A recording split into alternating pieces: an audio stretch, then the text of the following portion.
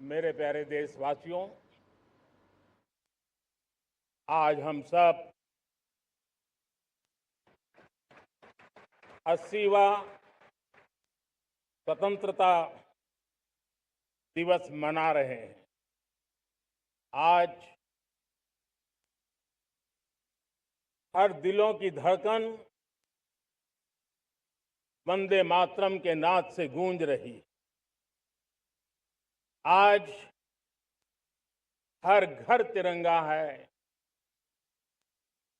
हर मन तिरंगा है और देश उत्साह और उमंग के साथ नए संकल्पों को लेकर के आज आगे बढ़ रहा है। आप सबको स्वतंत्रता दिवस की बहुत बहुत शुभकामनाएं।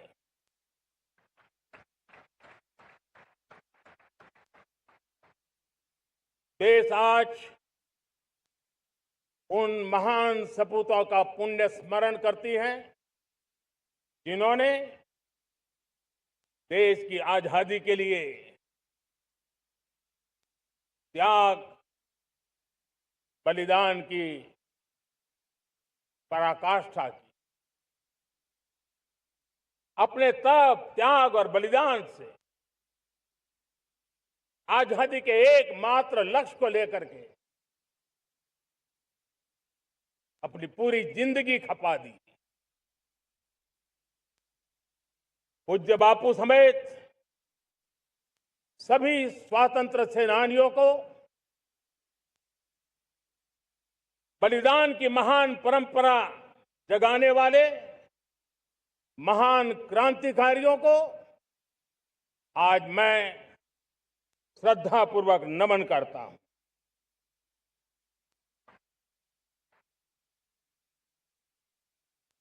आज जो इस समारोह में उपस्थित है उन सब के लिए आज एक ऐतिहासिक पल भी है।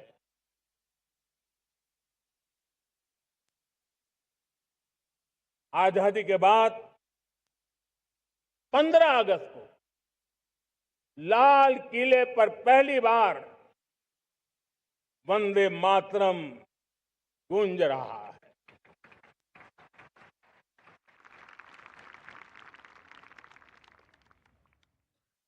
आज जब हम देश के लोग वंदे मातरम के 150 वर्ष मना रहे हैं तो इससे बड़ा उत्तम अवसर क्या हो सकता है।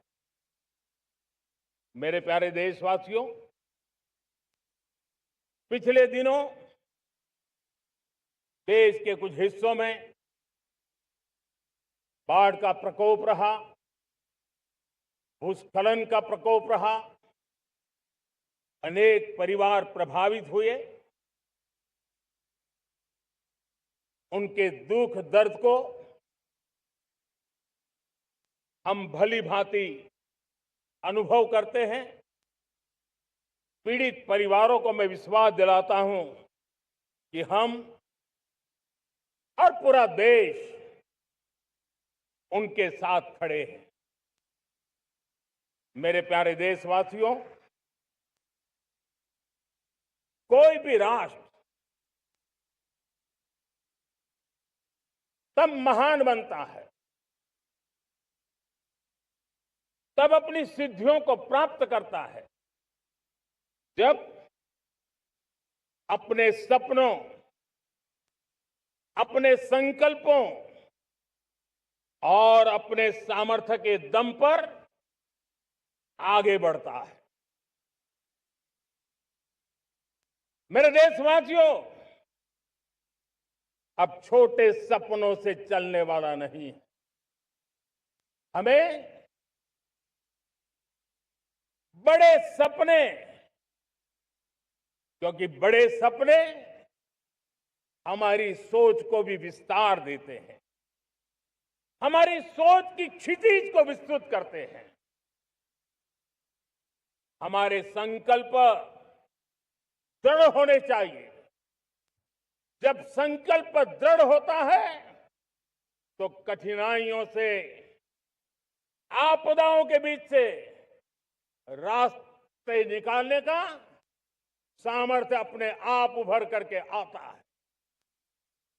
और मेरे प्यारे देशवासियों, हमारे संकल्प भी ऊंचे होने चाहिए, क्योंकि जब सपने ऊंचे होते हैं, संकल्प ऊंचे होते हैं, तो हमारे सामर्थ्य की ऊंचाई भी बढ़ती है, हमारे प्रयासों की ऊंचाई भी बढ़ती है, और तब जाकर के हम सपनों को साकार कर सकते हैं। मेरे प्यारे देशवासियों, आज भारत ने भी एक बहुत बड़ा सपना देखा है, दृढ़ संकल्प के साथ देखा है। नई ऊंचाइयों को छूने के लिए देखा है, और वो सपना है जब आजादी के 100 साल होंगे, 2047 में हम विकसित भारत बना के रहेंगे। 140 करोड़ देशवासियों के पुरुषार्थ से इस लक्ष्य को हमें हासिल करना है। और जब दुनिया की सबसे बड़ी आबादी वाला देश विकसित होने का संकल्प लेता है, तो ये दुनिया की नजरों में भी हमारे साहस का परिचायक बन जाता है। दुनिया हमारी तरफ देखने का नजरिया बदलने के लिए मजबूर हो जाती है। प्यारे देशवासियों, और मैं ऐसे ही नहीं कह रहा हूं, पिछले 12 वर्ष में देश के कोटि कोटि नागरिकों ने, दलित हो, पीड़ित हो, वंचित हो, आदिवासी हो, गांव में रहने वाला हो, शहर में रहने वाला हो, गरीब हो, मध्यम वर्ग का हो, युवा हो, बुजुर्ग हो, नारी हो, पुरुष हो, उत्तर हो, दक्षिण हो, पूर्व हो, पश्चिम हो, हर किसी ने पिछले 12 साल में एक संकल्प के साथ, समर्पण के साथ देश को नई ऊंचाइयों पर ले जाने में हर प्रकार से प्रयास किया है। मैं उनके इस प्रयासों का आदरपूर्वक स्वीकार करता, और उसी का परिणाम है कि इतने कम समय में 25 करोड़ देशवासी गरीबी को परास्त करके गरीबी से बाहर निकले हैं। इन्हीं देशवासियों का प्रयास का परिणाम है कि हम कभी फ्रेजाइल 5 में गिरे जाते थे। 12 साल के भीतर भीतर हम एक मेजर इकोनॉमी में फास्टेस्ट ग्रोइंग इकोनॉमी बन गए हैं। साथियों, देश आजाद हुआ, बहुत सारे सपने लेकर के आजाद हुआ, लेकिन हम गति नहीं पकड़ पाए, रफ्तार नहीं पकड़ पाए। होती है, चलती है, अरे हो जाएगा, देखा जाएगा, उसी में खोए रहे। 2014 तक आते आते तो पूरे विश्व ने हमें फ्रेजाइल 5 के उस में डंप कर दिया था।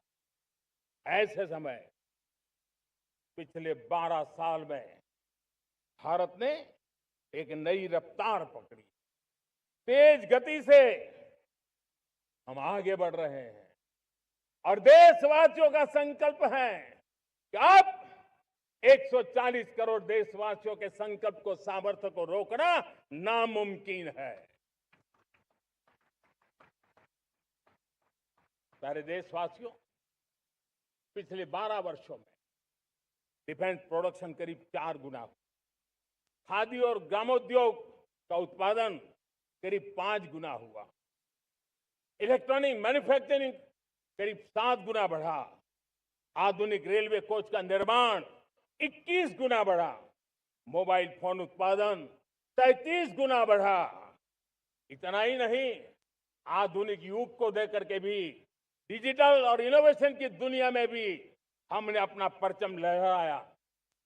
इंटरनेट यूजर, इंटरनेट कंज्यूमर करीब करीब 4 गुना बढ़े। पेटेंट ग्रांट होने की संख्या 4 गुना बढ़ी। डिजिटल ट्रांजैक्शन 100 गुना बढ़े। सामान्य मानवीय की सुविधाओं की तरफ भी हमने उतना ही गंभीरता से काम किया। हर साल औसतन 15 गुना ज्यादा तेजी से हमने नल से जल कनेक्शन दिए। हर साल औसतन 6 गुनी ज्यादा रफ्तार से लोगों को गैस कनेक्शन दिए। हर साल 4 गुनी रफ्तार से गरीबों के लिए टॉयलेट बनाने का काम किया। हर साल 3 गुना ज्यादा तेजी से गरीबों को घर देने का काम किया। देश ने गवर्नेंस में भी बहुत बदलाव लाया। हजारों की संख्या में कंप्लायंसेस खत्म किए। सैकड़ों की तादाद में पुराने कानून खत्म किए। पिछली शताब्दी के कानूनों से 21वीं शताब्दी की मार्च नहीं हो सकती। हमने आधुनिक इंफ्रास्ट्रक्चर के लिए मेट्रो का विस्तार किया। हमने पब्लिक ट्रांसपोर्ट को ताकत दी। जिस स्पीड से काम, जिस स्केल पर काम किया, ये सब, ये रफ्तार, ये विस्तार, ये अचीवमेंट आजादी के बाद पहली बार पिछले 1 दशक ने देखा है। और जब इतनी सारी सिद्धियां हमारे सामने हो, इतनी तेज गति दिखाई देती हो, देशवासियों का सामर्थ्य पल पल प्रकट होता है, तब तो 2047 में विकसित भारत बनने का संकल्प कभी भी अधूरा नहीं रह सकता है। ये सारे आंकड़े इस बात की गवाही देते हैं कि हम आगे बढ़ने वाले हैं।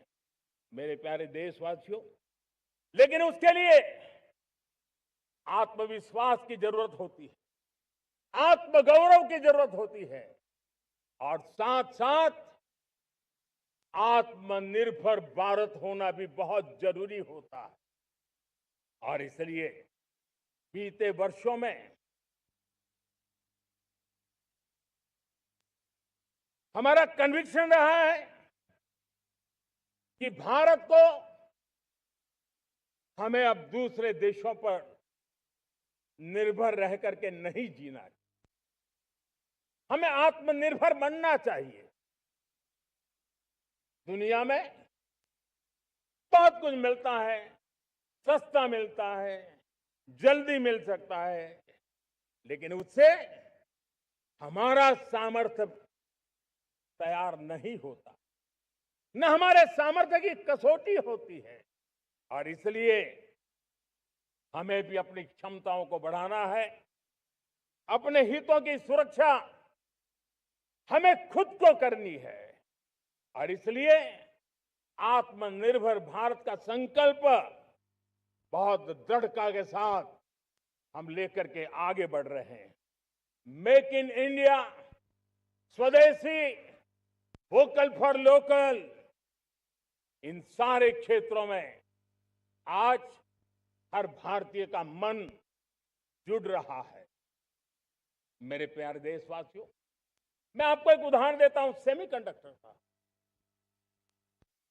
देश आजाद होने के बाद विश्व में तो सेमीकंडक्टर की चर्चा हो चुकी थी, हमारे यहां भी बातें होती थी, लेकिन सेमीकंडक्टर का कोई बड़ा प्लान हम आगे नहीं बढ़ा पाए। और आज स्थिति क्या है? आज की डिजिटल दुनिया में, आज की टेक्नोलॉजी में चिप का महात्म्य हम समझते हैं। कोई भी इलेक्ट्रॉनिक गुड्स होगा, हमारे मेडिकल इक्विपमेंट होंगे, हमारे ट्रांसपोर्ट के रास्ते होंगे, हर किसी में चिप अनिवार्य है। और इस चिप के बिना दुनिया थम जाए ऐसी स्थिति पैदा हो जाए। और इसलिए भारत ने आत्मनिर्भर होने की दिशा में अपना सेमीकंडक्टर प्लांट, बड़ा सेमीकंडक्टर प्लांट, 3 सेमीकंडक्टर प्लांट शुरू हो चुके हैं और मुझे बताया गया है कि वहां जो प्रोडक्शन हो रहा है वो एक्सपोर्ट होना शुरू हो चुका है। और मैं देशवासियों को कहना चाहता हूं, आने वाले 7-8 वर्ष में और 5, 7 या 8 सेमीकंडक्टर प्लांट बहुत ही जल्द शुरू होने वाले। ये आत्मनिर्भर भारत हमें विकसित भारत की दिशा में जाने का महामार्ग देती। मेरे प्यारे देशवासियों, वैसे ही एक चर्चा क्रिटिकल मिनरल की हो रही है। पूरी टेक्नोलॉजी क्रिटिकल मिनरल पर निर्भर है। भारत इसमें भी अपने आप को सुरक्षित करने में जुटा हुआ है। क्रिटिकल मिनरल का लक्ष्य साझा किया जाए। नेशनल क्रिटिकल मिनरल ये हमने लॉन्च किया। बजट में क्रिटिकल मिनरल कॉरिडोर की हमने घोषणा की है। कई देशों के साथ एग्रीमेंट हो रहे हैं। विश्व के कई देश अब इस क्रिटिकल मिनरल के विषय में भारत के पर भरोसा करने लगे हैं। मेरे प्यारे देशवासियों, जैसे सेमीकंडक्टर की बात हो, क्रिटिकल मिनरल की बात हो, वैसे ही जिस टेक्नोलॉजी की दिशा में हम जा रहे हैं, दुनिया जा रही है, उसमें एनर्जी का महत्व और बढ़ता चला जा रहा है। अब एनर्जी के बिना भी नई दुनिया को चलाना मुश्किल है और इसलिए हमें चिप हो, एआई हो, डेटा सेंटर हो, हमें बहुत बड़ी मात्रा में बिजली की जरूरत होगी। एनर्जी सिक्योरिटी ये हमारे समय की मांग है और इसलिए हमने पहले से ही उस दिशा में एक के बाद एक मजबूत कदम उठाए हैं। एनर्जी सिक्योरिटी का एक बड़ा माध्यम है परमाणु ऊर्जा, न्यूक्लियर एनर्जी। हमने पार्लियामेंट में शांति एक्ट पास कर करके एक नए लक्ष्य तरफ जाने का रास्ता तय कर लिया है। 2047 तक हम 100 गीगावाट न्यूक्लियर पावर का लक्ष्य लेकर के चल रहे हैं। इसी एक दशक में हम 5 नए न्यूक्लियर रिएक्टर शुरू करने का लक्ष्य लेकर के चल रहे हैं। इस वर्ष भारत ने फास्ट ब्रीडर न्यूक्लियर टेक्नोलॉजी में महारत हासिल करके एक अहम पड़ाव पार किया है और उसके कारण परमाणु ईंधन में आत्मनिर्भर बनने की दिशा में हमें एक बहुत बड़ा सफलता का कदम हमने रखा है। मेरे प्यारे देशवासियों, कई बार संसाधनों की कमी के कारण देश रुकता नहीं है, लेकिन रुकने का कारण सोच की सीमाएं होती हैं। जब सोच बंद जाती है, सीमाओं में सड़ने लग जाती है, तब हम अपने सामर्थ्य को भी पहचान नहीं पाते हैं। देश को आज कच्चे तेल पर निर्भर रहना पड़ रहा है और हमारी गलत सोच के कारण है। आप जान के हैरान हो जाएंगे, हमने समुद्री तट पे 99% हमारा समुद्री तट का पूरा हिस्सा ऐसी सोच के कारण नो गो एरिया घोषित करके रखा था। हमने ही समंदर के अंदर जाकर के एक्सप्लोरेशन न करने का निर्णय कर लिया था। ये सोच का दारिद्र्य था।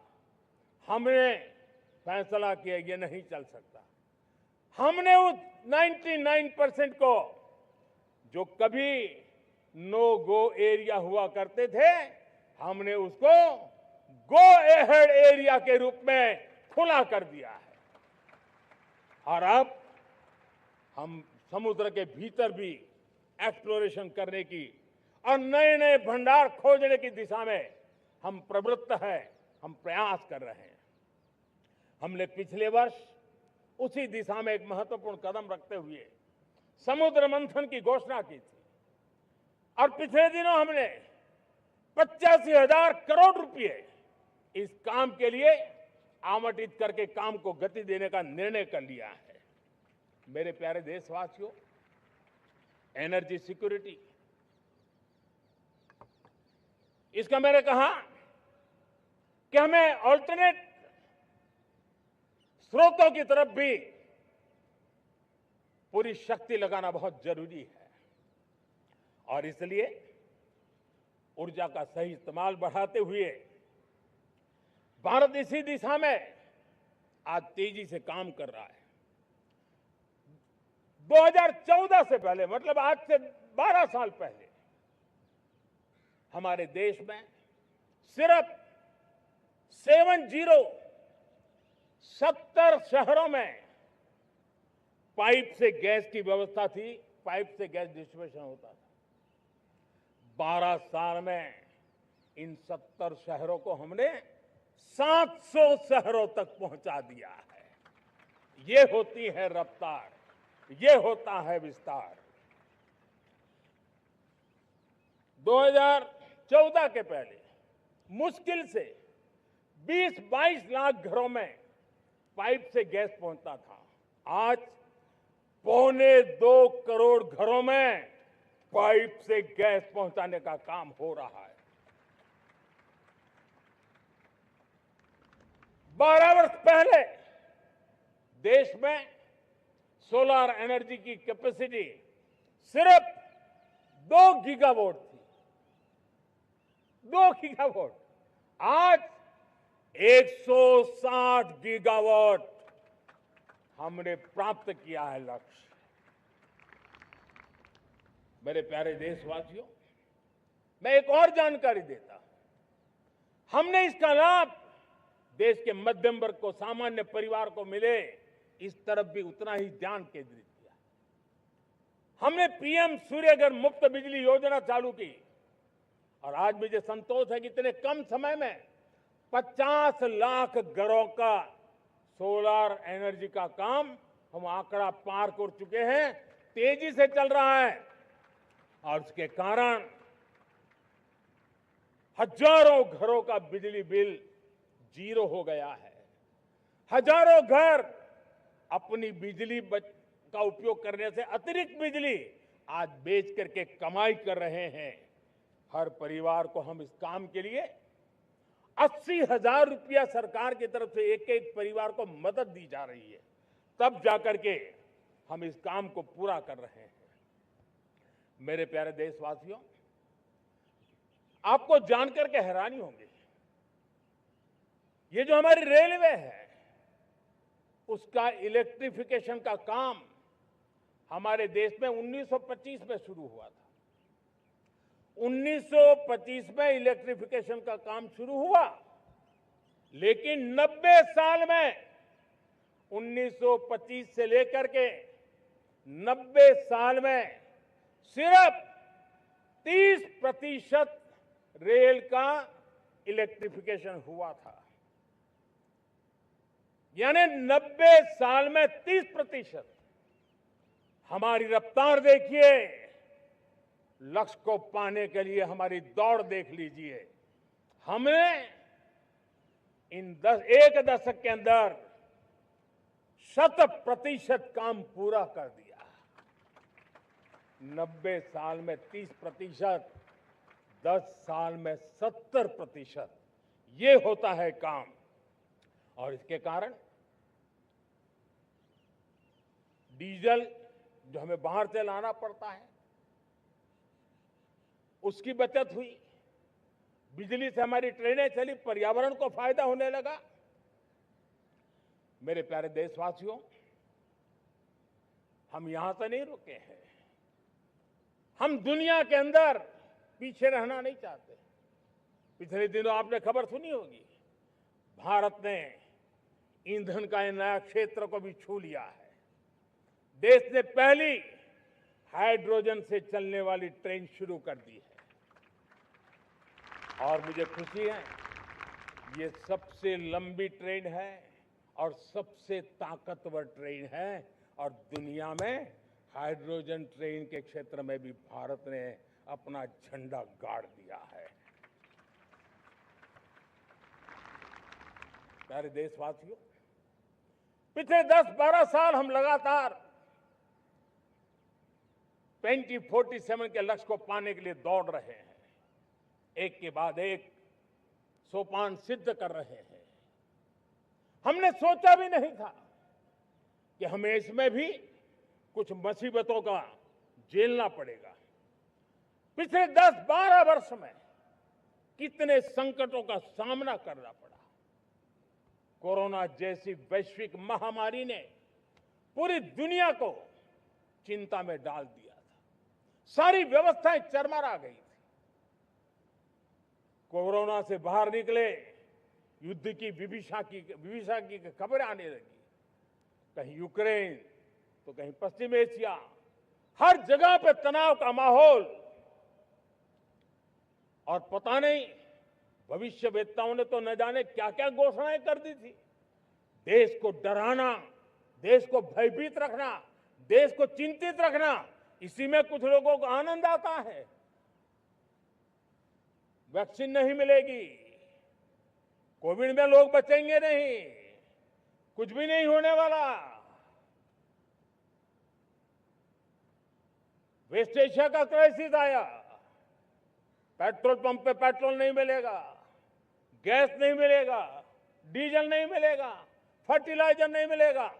सारी दुनिया भर की अफवाहें फैला करके भारत के लोगों को भयभीत करने का, डराने का, चिंता के अंदर डुबो देने का कुछ लोगों को आनंद आ रहा था। लेकिन देश ने देख लिया कि पिछले 10-12 साल की सुविचारित योजनाएं रंग ला रही है और हम इतने बड़े संकट के बावजूद भी नागरिक देवो भव के मंत्र को लेकर के जीते हुए भारत ने जो तैयारियां की थी, एक के बाद एक कदम उठाया था। सोचा नहीं था कि संकट आएगा, लेकिन उस संकट के समय में ये सारी चीजें काम आ गई और आज देश में गैस भी है, पेट्रोल भी है, यूरिया भी है। हम अपनी ताकत के ऊपर खड़े हो रहे, चल रहे। मेरे प्यारे देशवासियों, दुनिया के इन संकटों का प्रभाव हर किसी पर हुआ, हम भी अछूते नहीं। यूरिया के दाम दुनिया में 3,000 रुपया पहुंच गए एक बोरी का। आज भी हम मेरे देश के किसानों को वो बोझ सहने के लिए मजबूर नहीं कर रहे हैं। सरकार अपने कंधों पर वो बोझ उठा रहा है और दुनिया से जो 3,000 रुपया में यूरिया का बोरा हमें मिलता है, वो हमारे किसानों को हम सिर्फ 300 रुपये में दे पाते हैं। इतना ही नहीं, डीएपी आज दुनिया में बाजार 5,000 पहुंच चुका है, लेकिन मेरे देश के किसानों को दिक्कत ना हो, इसलिए 1,350 रुपये में आज भी डीएपी देने का काम हम कर रहे हैं। मेरे प्यारे देशवासियों, एक समय था जब मैं आत्मनिर्भरता की बात कर रहा था तो कुछ लोग, एयर कंडीशन चैम्बर में बैठ करके सोचने वाले लोग हमें बता रहे थे ग्लोबलाइजेशन का क्या होगा। लेकिन दुनिया देख रही है कि पिछले एक दशक में ऐसा लग रहा है कि दुनिया ने ग्लोबलाइजेशन बोलना ही बंद कर दिया है। जहां से ग्लोबलाइजेशन की आवाज आती थी वो बंद सुनाई नहीं देती है। दुनिया का हर देश अपनी अपनी संभालों के मिजाज की तरफ गया है। लेकिन दुर्भाग्य से इस संकट के कालखंड में कुछ लोगों ने अपना रुतबा दिखाने के लिए संसाधनों को वेपनाइज करने का खेल खेला है। दुनिया अपने पास जो कुछ भी है उसको वेपनाइज करने में लगी है। संसाधनों का वेपनाइज, रिसोर्स का वेपनाइज, पेट्रोल, डीजल, फर्टिलाइजर, दवाइयां, टेक्नोलॉजी की चिप्स, इतना ही नहीं, भूभाग को भी वेपनाइज किया जा रहा है। और ऐसे समय अगर हम आत्मनिर्भरता मंत्र को लेकर 10 साल सही दिशा में न चले होते तो हम कल्पना कर सकते हैं कि ऐसी चुनौतियों का मजबूती से मुकाबला कैसे करते। और हमारी तैयारियां निरंतर बढ़ती जा रही है। मेरे प्यारे देशवासियों, दूसरी तरफ आज भारत का प्रोफाइल पूरी तरफ बढ़ रहा है। आज भारत दुनिया के लिए एक स्वीकृत और सम्मानीय देश के रूप में बन रहा है। भारत के पास स्थिर पॉलिटिकल मैंडेट है, स्थिर सरकार है, भारत का वाइब्रेंट लोकतंत्र है, भारत का मजबूत न्याय तंत्र है और हम सबको दिशा देने वाला भारत का संविधान है। और अब दुनिया हमारे इन सामर्थ्य को पहचानने लगी है और इसलिए 2014 के बाद दुनिया करीब करीब 40 देशों के साथ हमारा FTA एग्रीमेंट हो रहा है। अब देखिए कितना बड़ा अवसर आया है।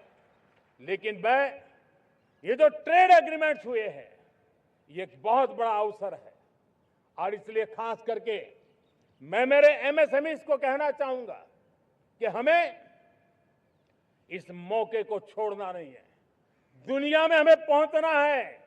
भारत के उत्पाद की हर चीज विश्व के बाजार में पहुंचे और चाहे हमारा टेक्सटाइल हो, हमारी मशीनरी हो, हमने दवाइयां हो, हमने मौका छोड़ना नहीं है।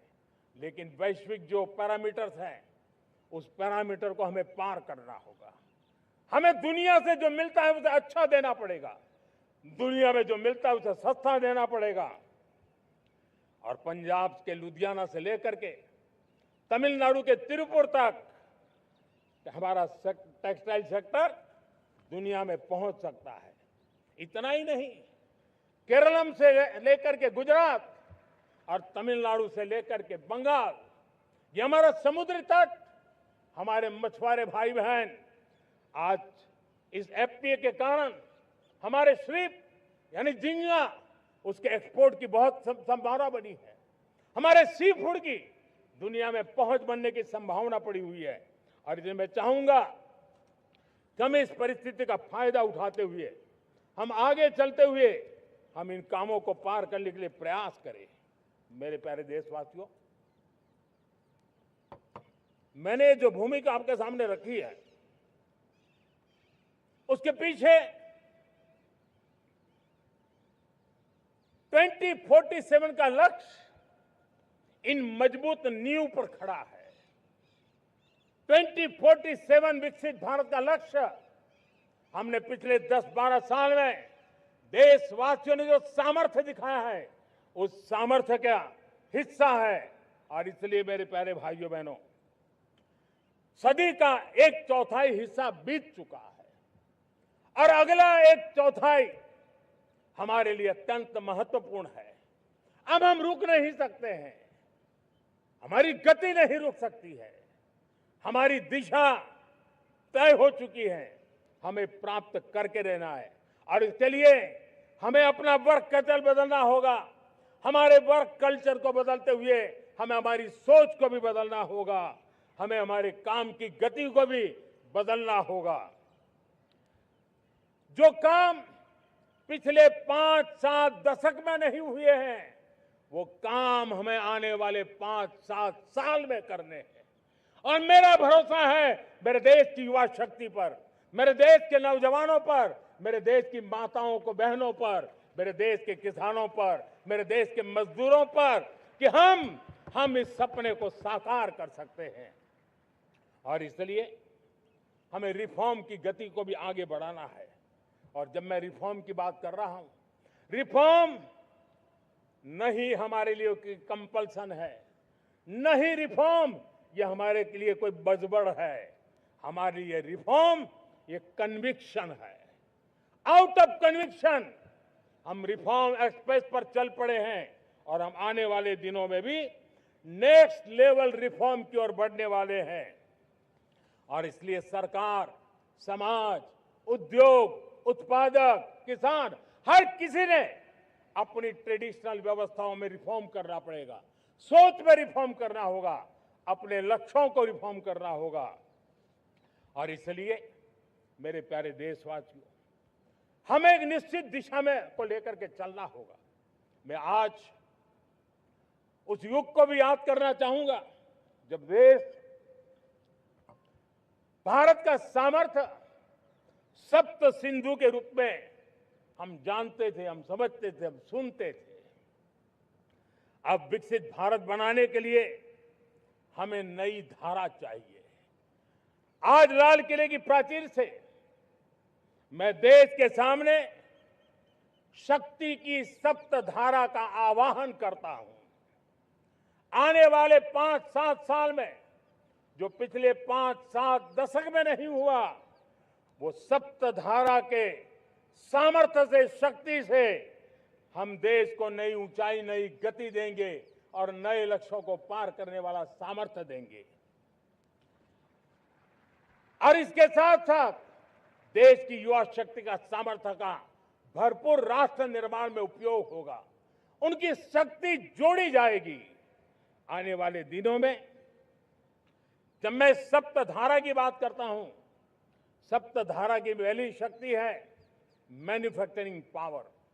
मेरे प्यारे देशवासियों, हमें मैन्युफैक्चरिंग सेक्टर को बहुत आगे बढ़ाना होगा और प्रोडक्शन बढ़ाने के साथ साथ हमें छोटे छोटे पुर्जे भी बनाने हैं और बड़े बड़े प्रोडक्ट भी बनाने हैं।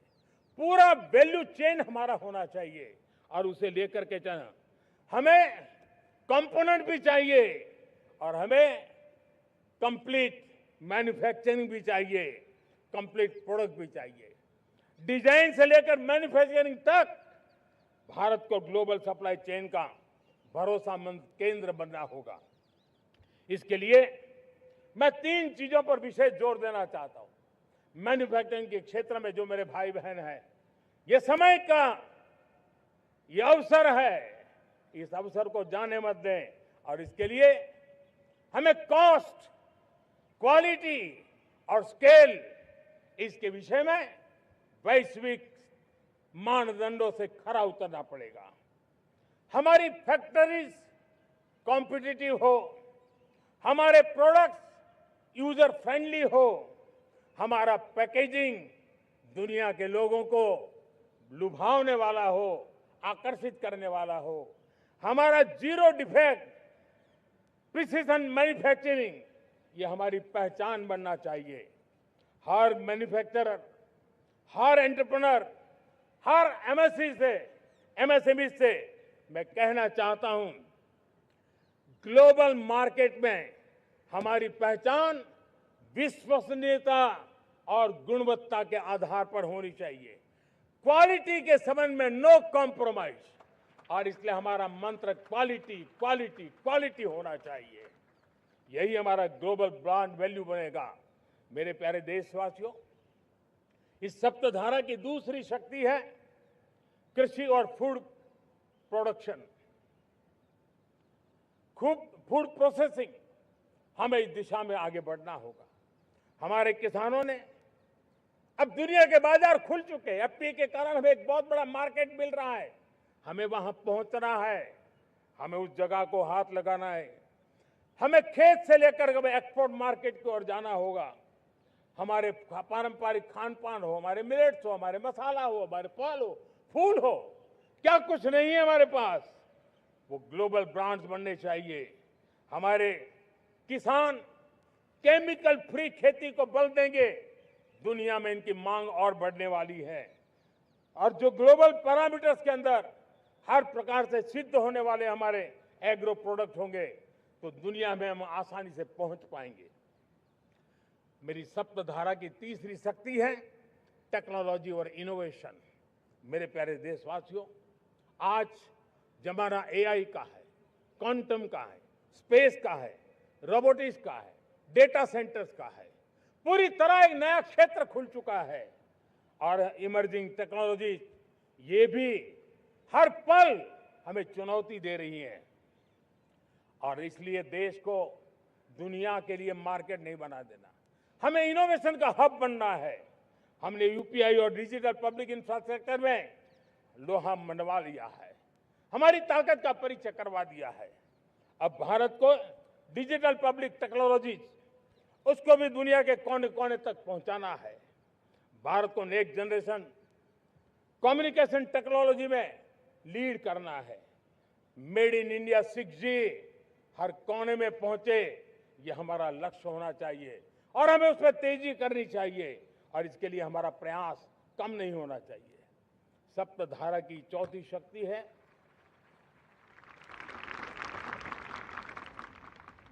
गति शक्ति। ये गति शक्ति देश के अंदर सीमलेस फास्ट कनेक्टिविटी पर हमें बल देना होगा। शहरों को हाई स्पीड रेल से हमें जोड़ना होगा। मॉडर्न हाईवे चाहिए, इनलैंड वाटरवेज चाहिए, एयरपोर्ट चाहिए, मल्टी मॉडल लॉजिस्टिक की व्यवस्था चाहिए। हमें पोर्ट्स को सिर्फ सामान उतारना चढ़ाने की जगह नहीं, दुनिया के शिप्स आकर के लंगर हो जाए इतना नहीं, हमें हमारे पोर्ट्स को पोर्ट लेड डेवलपमेंट ग्रोथ की दिशा में हमें आगे बढ़ना होगा। हमारी पांचवी शक्ति है सप्तधारा की, वो है रक्षा शक्ति। और ये रक्षा शक्ति का महत्व हर प्रकार से है। मेरे प्यारे देशवासियों, डिफेंस में आत्मनिर्भर होना अब भारत ने अनुभव कर लिया, दुनिया ने अनुभव कर लिया है, इसके बिना कोई चारा नहीं है। विश्व जब अपनी अपनी ही सोच रहा है, तब भारत विश्व के लिए बाजार बन करके नहीं रह सकता है। हमें डिफेंस के क्षेत्र में आत्मनिर्भर होना होगा। Next generation defence technology develop करके हमें ग्लोबल सप्लायर बनने की दिशा में हमें लक्ष्य लेकर के चलना है। हमें ड्रोन, काउंटर ड्रोन सिस्टम को विकसित करना होगा और हाइपरसोनिक डिफेंस टेक्नोलॉजीज, उस पर हमें लीडरशिप लेनी होगी। साथियों, साइबर सुरक्षा भी आज हर घर के लिए एक समस्या बन रही है।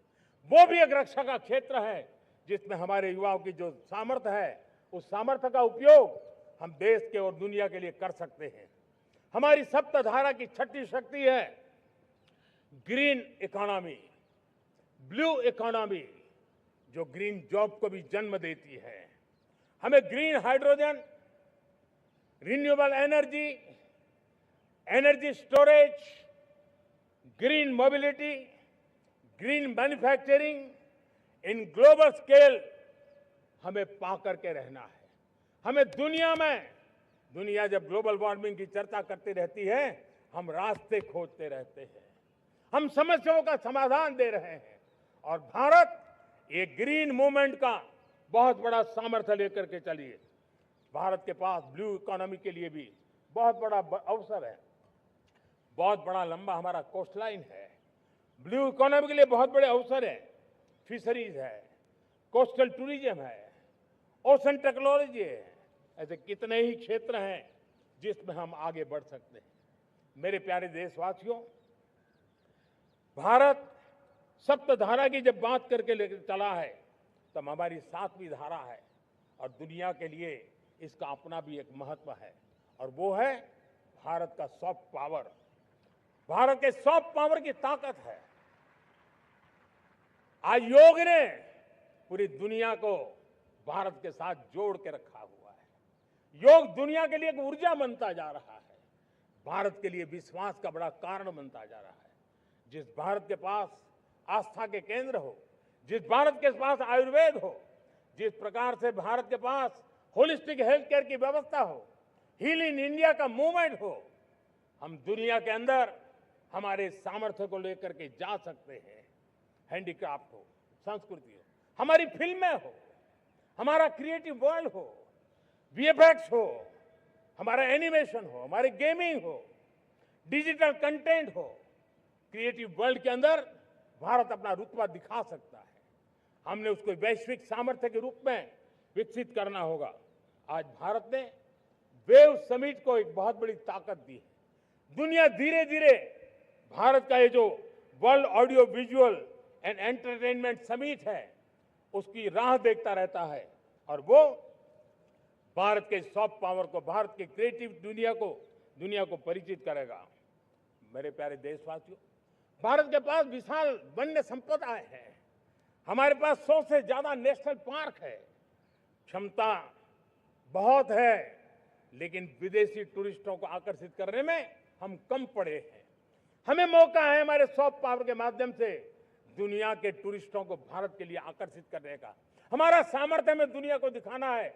हम ये काम आरा से करें और हम जल्द से जल्द हम इन लोगों, आज दुनिया में स्पोर्ट्स की जो है वो भी एक बहुत बड़ा भारत के प्रति आकर्षण का केंद्र। दुनिया के स्पोर्ट्स इवेंट भारत में क्यों ना हो। कॉन्स्टेंट इकोनॉमी बहुत बढ़ रही है, देश के नौजवानों का आकर्षण है। विश्व का हर कोई कलाकार चाहता है कभी न कभी भारत की धरती पर अपना कॉन्सर्ट करे। ये एक बहुत बड़ा अवसर है, हमें इसको मोबिलाइज करने के लिए व्यवस्थाएं खड़ी करनी होगी। साथियों, सप्तधारा की इन 7 शक्तियां उद्देश्य सिर्फ एक सेक्टर में प्रगति करने का नहीं है। एक होलिस्टिक अप्रोच के साथ हमें राष्ट्र को जो लक्ष्य लेकर के हम चल रहे हैं, जो एम्बिशन लेकर के चल रहे हैं, उस स्केल को हमें पार करने की दिशा में काम करना है। मेरे प्यारे देशवासियों, कुछ चीजें मैंने बताई हैं, लेकिन मैं इससे भी आगे सोचता हूं। मैं जरा देश को झकझोरना चाहता हूं। मैं देश की शक्ति को भी झकझोरना चाहता हूं। देश यानी सिर्फ सरकार नहीं होती है, देश यानी हर नागरिक जुड़ता है। क्या हम सोच नहीं सकते कि फॉर्च्यून 500 की चर्चा तो बहुत सुनते हैं, आने वाले एक दशक में इन फॉर्च्यून 500 में 50 कंपनियां भारत की क्यों न हो, ये लक्ष्य हमारा क्यों न होना चाहिए। आज बैंकिंग सेक्टर फल फूल रहा है। दुनिया की टॉप बैंक के अंदर भारत की बैंक का झंडा भी क्यों न फहरता हो। भारत की बैंक भी टॉप बैंक 5 बैंक में भारत की भी एक बैंक होनी चाहिए। भारत की फार्मा की दिशा में हमने बहुत काम किया है, लेकिन समय की मांग है कि दुनिया की 5 बड़ी फार्मा कंपनियों में भारत की भी 1-2 फार्मा कंपनियों का नाम गूंजना चाहिए। भारत उसमें अपना स्थान बनाना चाहिए। लॉ फर्म्स होते हैं, रेटिंग एजेंसी होती है। क्या समय की मांग नहीं है कि ग्लोबल लीडरशिप अब हमारे हाथ में होनी चाहिए? टैलेंट है, सामर्थ्य है, हमारा लंबा इतिहास भी है, भाषाओं पर हमारा प्रभुत्व है। हमें विश्व में पहुंचना चाहिए। हमारी कोई कंसल्टिंग फर्म, अकाउंटिंग फर्म दुनिया के टॉप फर्म्स के अंदर क्यों नहीं होनी चाहिए? भारत की टेक्नोलॉजी कंपनियां दुनिया के अंदर सिरमौर हो, ये हमारा लक्ष्य होना चाहिए। हमारे ऐसे ब्रांड हो जिससे दुनिया आकर्षित होती हो, हमारे ब्रांड हमारे देश की पहचान हो और विश्व के लिए एक डेस्टिनेशन बन जाए। उस दिशा में हमें काम करना है और इसके लिए मैं राज्य सरकारों को कहना चाहता हूं, मैं स्थानिक स्वराज की संस्थाओं को कहना चाहता हूं, भारत सरकार का भी यह दायित्व है कि हमें हमारे रिफॉर्म की गति बढ़ानी होगी। हमें 2047 के लक्ष्य के अनुरूप हमारी व्यवस्थाओं को विकसित करना होगा। हमें बीते हुए काल के नीति नियमों से नहीं चल सकते, हमें आने वाले सपनों के हिसाब से नीति नियमों को गढ़ना होगा और इसको अगर हम करेंगे तो मुझे पूरा विश्वास है और मैं देशवासियों को भरोसा देता हूं, इसी रास्ते मेहनत में कोई कमी न करते हुए हम विकसित भारत का सपना पार करके रहेंगे। हमें सबको मिलकर के चलना है, केंद्र सरकार हो, राज्य सरकार हो, इंडस्ट्री हो, हम सब ने मिलकर के आगे बढ़ना है। हमें रिफॉर्म्स करते रहना है, रिफॉर्म्स को आगे बढ़ाते रहना है। और मैंने पहले भी कहा था, हम रिफॉर्म कंपल्सन से नहीं, कन्विक्शन से कर रहे हैं, लक्ष्य को प्राप्त करने के लिए कर रहे हैं। मेरे प्यारे देशवासियों, जब मैं विकसित भारत की बात कर रहा हूं, देश को तेज गति से आगे बढ़ाने की बात कर रहा हूं, उसका सबसे बड़ा लाभार्थी कौन है? इन सारे प्रयासों का सबसे बड़ा साधक कौन है? अगर साधक है तो मेरे देश का युवा है, मेरे देश की युवा शक्ति है। विकसित भारत की यात्रा में युवाओं की बहुत बड़ी भूमिका है। इतना ही नहीं, विकसित भारत का सबसे बड़ा लाभार्थी भी मेरे देश का युवा है और इसलिए हमें विकसित भारत के लक्ष्य को युवाओं के साथ जोड़ करके आगे बढ़ाना है। युवाओं हमारी सर्वोच्च प्राथमिकता के साथ हमें आगे बढ़ना है। साथियों, पिछले 10-12 साल में उस दिशा में बहुत कुछ हुआ है। स्टार्टअप इंडिया अभियान, आज पूरे देश में 2.5 लाख से ज्यादा रजिस्टर्ड स्टार्टअप बन गए। देश के नौजवान खुद तो काम कर रहे हैं, अनेकों को रोजगार दे रहे हैं। 1 लाख करोड़ रुपया इनोवेशन फंड भारत सरकार ने घोषित किया है। मैं देश को, नौजवानों को कहना चाहता हूं, आप अपने सपनों को लेकर के आइए, संसाधनों की कमी नहीं रहने देंगे। 1 लाख करोड़ रुपया आपके दिल दिमाग को सामर्थ्य देने का एक व्यवस्था हमने कर दी है। रिसर्च के नए अवसर मिले, डिजिटल इंडिया के नए सस्ते डेटा, ये युवाओं को सशक्त किया। दुनिया में सस्ता डेटा कहीं है तो भारत की धरती पर है, और देश के नौजवानों को उसने नई ताकत दी है। स्किल इंडिया हमने नेशनल प्रोग्राम बनाया है। स्पेस सेक्टर को हमने ओपन कर दिया। नेशनल ड्रोन पॉलिसी हमने बनाई है। खेलो इंडिया पॉलिसी बनाई है। 35 वर्षों तक एजुकेशन पॉलिसी नहीं थी, नई एजुकेशन पॉलिसी लेकर के आए हैं, और इसका फायदा मिडिल क्लास के परिवारों को हुआ है। साथियों, 2004 से 14 आंकड़े मुझे देना चाहिए आपको। 2004 से 14 हमारे देश में 350 से भी कम यूनिवर्सिटी थी, और आज 10-12 साल के भीतर भीतर करीब 650 नई यूनिवर्सिटी जुड़ चुकी है। करीब 1000 का आंकड़ा हम पहुंच रहे हैं। 2014 के पहले मेडिकल की सिर्फ 400 सीटें हुआ करती थी, आज करीब 850 सीटें मेडिकल की हो रही है। इतना ही नहीं, अब विदेशी यूनिवर्सिटी भी भारत की धरती पर आ रही है। भारत के अंदर विदेशी यूनिवर्सिटी की डिग्री मेरे नौजवान को मिले, इसका प्रबंध भी हो चुका है। हमारे देश के युवा मन बचपन से ही टेक्नोलॉजी की तरफ आकर्षित हो, उस दिशा में हम काम कर रहे हैं, और इसलिए हमने करीब 10,000 से अधिक अटल टिंकरिंग लैब छोटे छोटे बच्चों के हवाले कर दी है, ताकि उनका इनोवेशन और टेक्नोलॉजी के अंदर उनका मन बने। 12 वर्ष युवा, हमने अनेक रास्ते खोले। हम स्टार्टअप ओपन कर दिया, आपने देखा होगा। भारत के प्राइवेट स्टार्टअप 28 साल की एवरेज उम्र के बच्चों ने, नौजवानों ने दुनिया में पहले ही ट्रायल में अपना सैटेलाइट लॉन्च कर दिया और रॉकेट लॉन्च कर दिया। उन्होंने बहुत बड़ा काम कर दिया साथियों। आज करीब 2.5 लाख से ज्यादा रजिस्टर्ड स्टार्टअप है। हमने पिछले दिनों एआई इंपैक्ट समिट किया था। एआई का विस्तार बहुत तेजी से बढ़ रहा है। लाल किले से मैं देश के नौजवानों के लिए घोषणा करना चाहता हूं। हमने तय किया है कि आने वाले 1 वर्ष में 1 करोड़ युवाओं को एआई स्किल के लिए ट्रेनिंग देने का हम काम करेंगे, ताकि हमारा देश का नौजवान एआई की दुनिया में भी नेतृत्व करने का सामर्थ्य। मेरे साथियों, बायो इकोनॉमी एक नया क्षेत्र है। एक समय था 2014 के पहले सिर्फ 60,000 करोड़ रुपए का बायो इकोनॉमी का काम होता था। मेरे देश के नौजवान, आपने क्या कमाल कर दिया है। देखिए, नीतियां जब सही होती है, लक्ष्य जब साफ होता है, तो मेरे देश के नौजवान कैसा करके थे। बायो इकोनॉमी में देश की युवा शक्ति ने सामर्थ्य दिखाया है। 2014 के पहले जो 60,000 करोड़ का कारोबार था, आज वो कारोबार बायो इकोनॉमी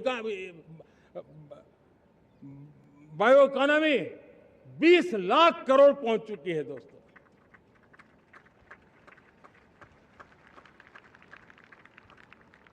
दो 2009-10 का कालखंड था, सिर्फ 25 लाख इलेक्ट्रिक व्हीकल हमारे देश में बिके थे।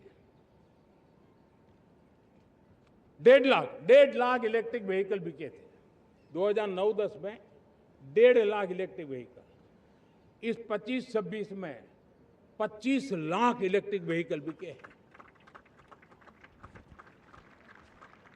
मेरे प्यारे देशवासियों, एविएशन सेक्टर भी मेरे नौजवानों के लिए बहुत तेजी से आगे बढ़ रहा है।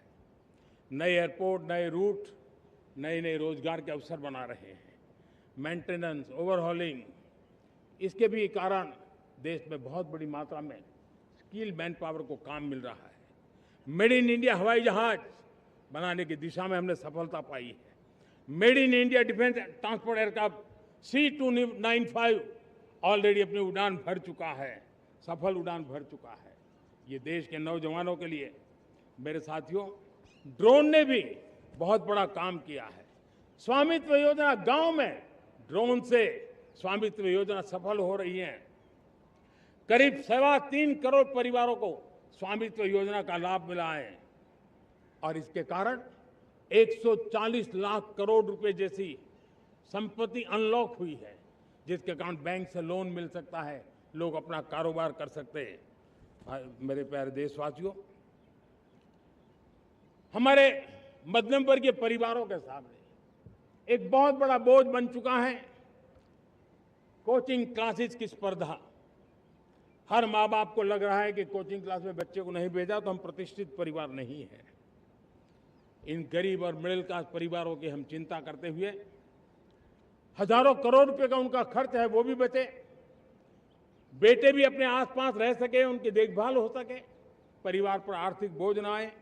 और इसलिए हमने युवाओं के लिए विभिन्न परीक्षाओं की फ्री ऑनलाइन कोचिंग हमने करने का निर्णय किया है। डिजिटल पब्लिक इंफ्रास्ट्रक्चर है, हमारे पास उत्तम टैलेंट है, टीचर्स हैं, उन संसाधनों को जोड़ करके हम देश के नौजवानों को फ्री कोचिंग देने का एक पूरा नेटवर्क हम खड़ा करने वाले हैं। मेरे प्यारे देशवासियों, मैं हमेशा कहता आया हूं, जो खेले वो खिले। जब मैं खेले वो खिले की बात कर रहा हूं, तब मेरे प्यारे देशवासियों, आज भारत खेल की दुनिया में अपनी जगह बना रहा है। अब खेल के पोडियम में भारत का राष्ट्रगीत सुनाई देता है, भारत का राष्ट्रगान सुनाई देता है, भारत का तिरंगा झंडा लहराता दिखाई नजर आ रहा है। टॉप्स योजना ने बहुत बड़ी सफलता पाई है।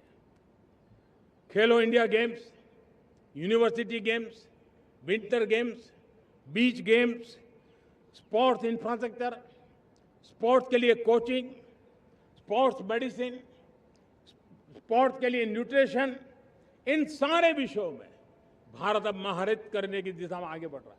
नौजवानों के लिए पूरा नया क्षेत्र, खिलाड़ी न बन सके तो उसकी सपोर्ट सिस्टम में भी बहुत बड़ा क्षेत्र खुल रहा है।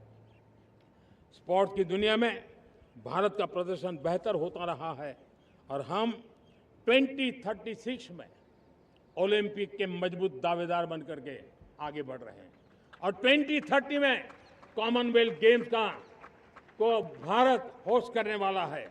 और मेरे साथियों,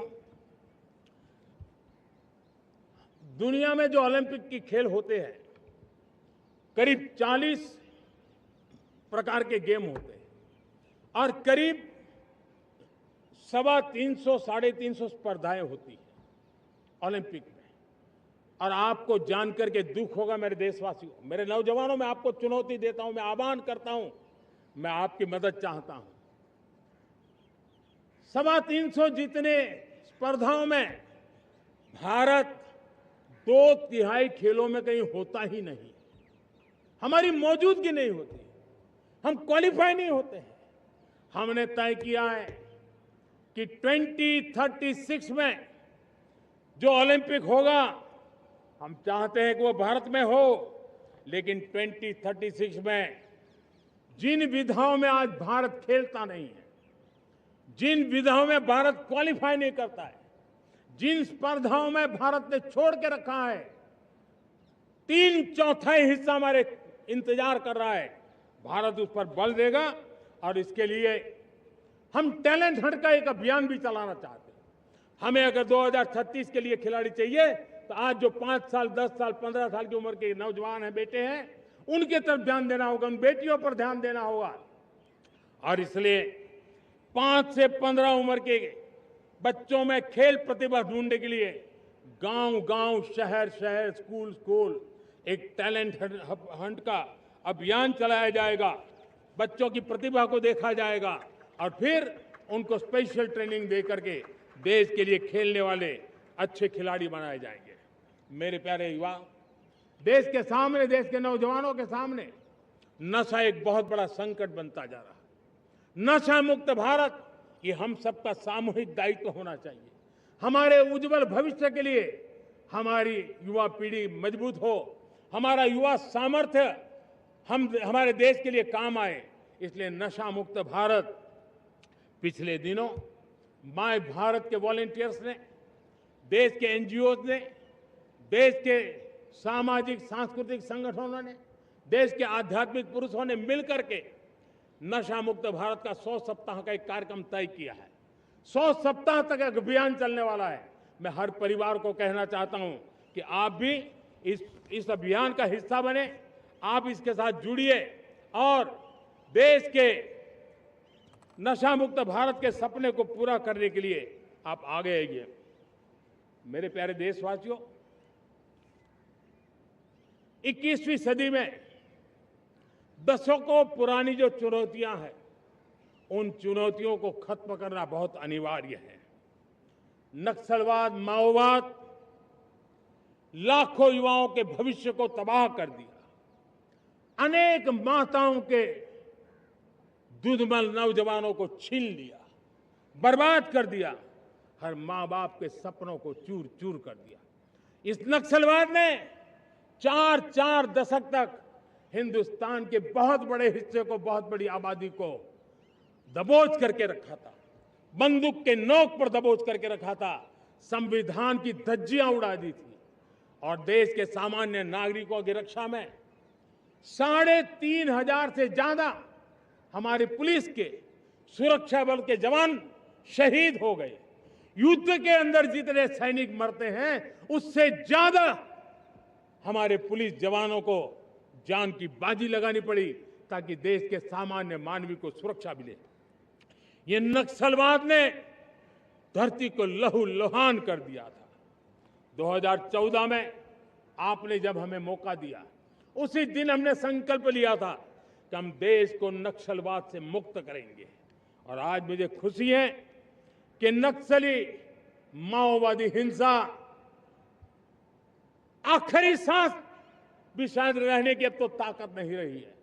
पूरी तरह उसे खत्म करने की दिशा में जहां पर कभी नक्सलवादियों की गोलियां चलती थी, जहां पर कभी धरती रक्त रंजित रहा करती थी, आज उसी नक्सल क्षेत्रों में, उसी इलाकों में नक्सल मुक्त होने के कारण विकास, विश्वास और प्रयास का तिरंगा लहरा रहा है। मेरे प्यारे देशवासियों, लेकिन इस चुनौती को हमने कम नहीं आंकना है। इस चुनौती से हमें और भी सावधान रहने की जरूरत है। वर्षों तक देश की सत्ता में माओवादी सोच के लोग गलियारों में अपनी जगह बना करके बैठे थे।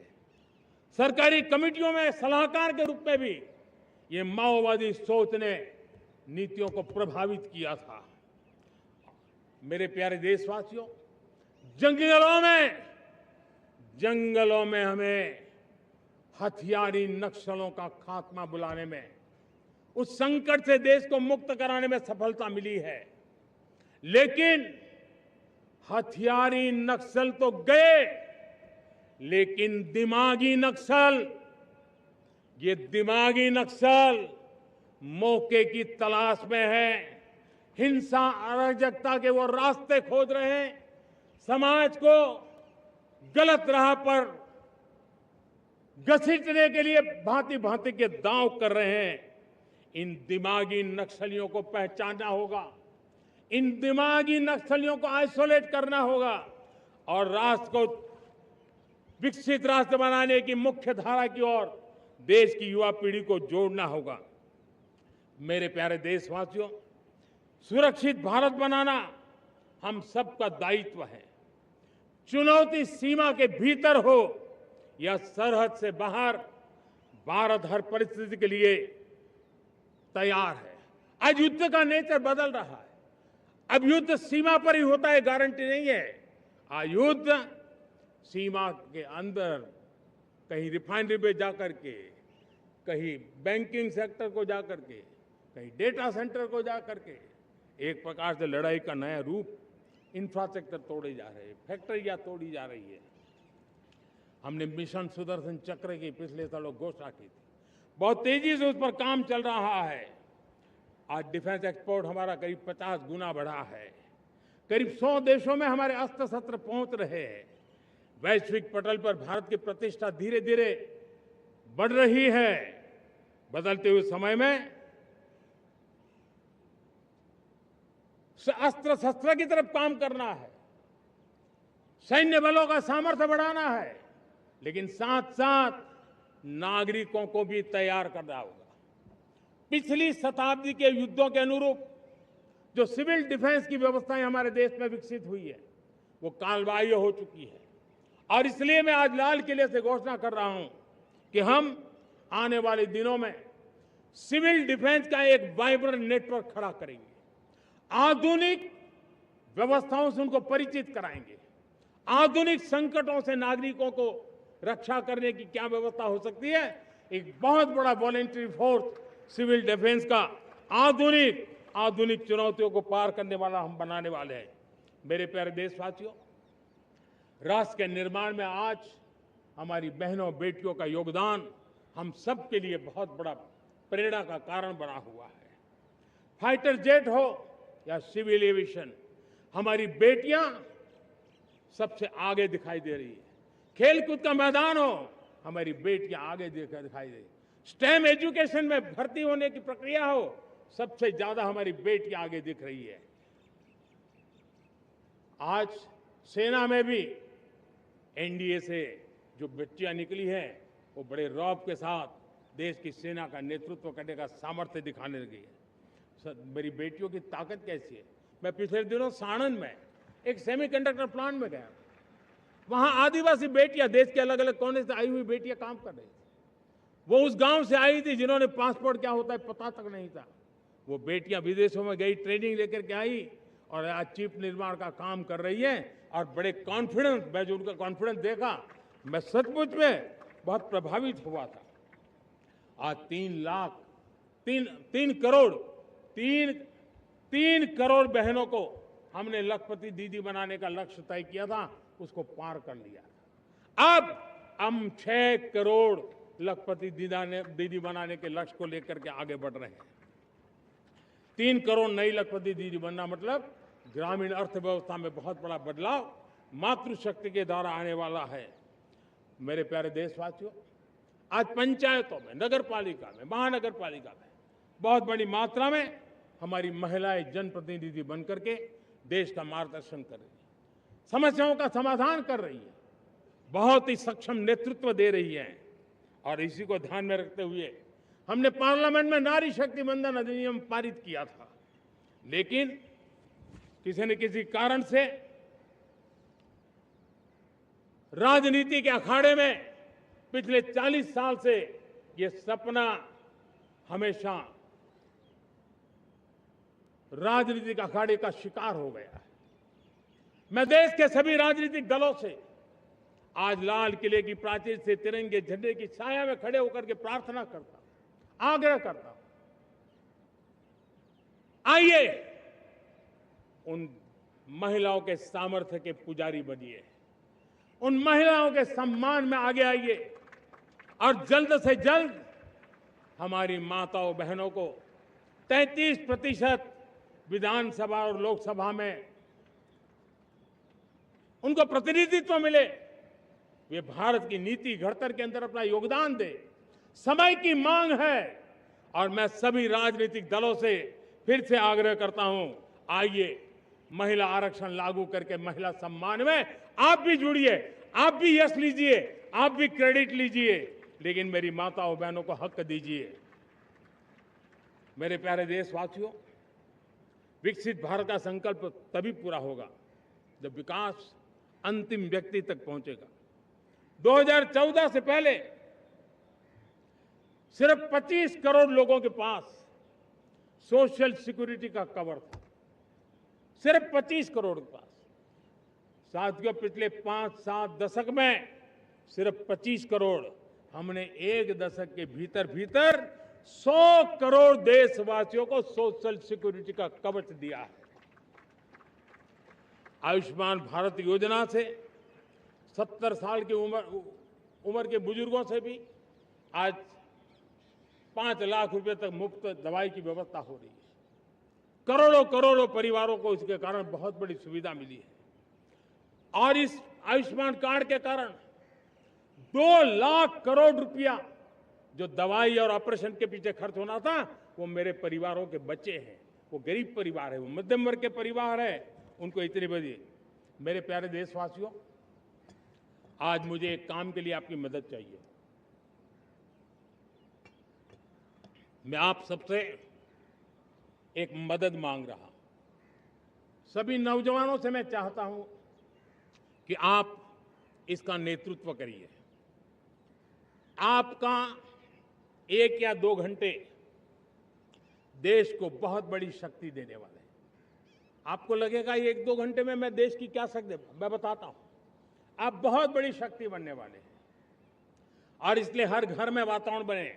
इन दिनों देश में जनगणना का काम हो रहा है, सेंसस का काम हो रहा है, गिनती चल रही है। और गिनती सिर्फ आंकड़ों से बात बनती नहीं है, उसकी बारीकियों से नीतियां बनती हैं, योजनाएं बनती हैं। देश आगे बढ़ने की अपनी रूपरेखा तैयार करता है और इसलिए सटीक जानकारियां होना बहुत जरूरी है। कभी कभी जो सरकार की तरफ से प्रतिनिधि आते हैं वो इतनी जल्दी में होते हैं, कभी स्पेलिंग एक लिख देते हैं, कभी अलग लिख देते हैं, और इसके कारण अल्टीमेट परिणाम हमें सही मिलने में दिक्कतें आती हैं। अब जब टेक्नोलॉजी अवेलेबल है और इस बार निर्णय किया है, आप स्वयं भी जनगणना में अपनी जानकारियां अपने मोबाइल फोन से भर करके दे सकते हैं। बाद में कोई बाबू आएंगे, कोई प्रतिनिधि आएंगे, आपसे चर्चा करेंगे, लेकिन आप परिवार के सब बैठ करके अगर डिजिटली अपना रजिस्ट्री करवा दे, सारी बारीकियां, स्पेलिंग में भी गलती ना हो, कोई भी जानकारियों में गलती ना हो, आप जितनी परफेक्ट जानकारी देंगे देश को आगे बढ़ने में बहुत बड़ी मदद मिलेगी। और इसलिए मैं देश के नौजवानों को कहता हूं कि आप अपने परिवार के लोगों को बिठा करके पूरे फॉर्म को समझिए। पहले कागज पे फॉर्म को भर दीजिए, कोई गलती है तो करेक्ट कर लीजिए, और फिर टेक्नोलॉजिकली उसको डिजिटली इसको अपलोड कर दीजिए। आप देखिए इतना बड़ा काम देश कर लेगा और देश का समय और शक्ति सही काम के लिए उपयोग आएगा। और इसलिए मेरे देश के नौजवानों को जनगणना के इस काम में सक्रियता से जुड़ने के लिए मैं आग्रह करता हूं। मेरे प्यारे देशवासियों, मैंने लाल किले से पंच प्राण की बात कही थी। इस पंच प्राण ने देश को अपने आत्मगौरव की ओर लेकर के आगे बढ़ने का, लक्ष्यों को पार करने के सामर्थ्य के साथ आगे बढ़ने का एक बहुत बड़ा संबल दिया है। हमें गुलामी की मानसिकता हर पल मिटाते ही रहना है।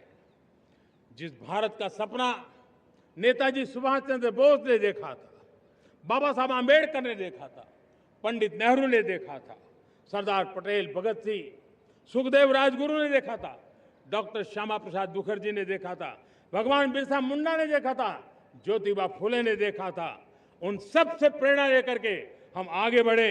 इस संकल्प को हम दोहराए, स्वयं से ऊपर राष्ट्र का हित हो, स्वयं से ऊपर राष्ट्र का हित हो और कर्तव्य ही हमारी पहचान हो। मैं सभी देशवासियों से कहूंगा, समय हमारा है।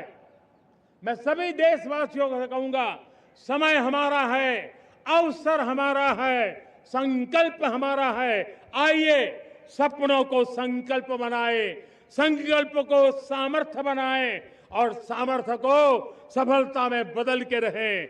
आइए हर कदम को विकास का कदम बनाएं, कदम से कदम मिलाएं, मन से मन मिलाएं, लक्ष्य से जुड़े रहे, एक दीप से जले दीप हजारों, आओ मिलकर विकसित भारत बनाए। इसी एक भावना के साथ इस मंगल पर्व पर आप सबको अनेक अनेक शुभकामनाएं। मेरे साथ बोलिए, भारत माता की, भारत माता की, भारत माता की, वंदे वंदे वंदे। बहुत बहुत धन्यवाद।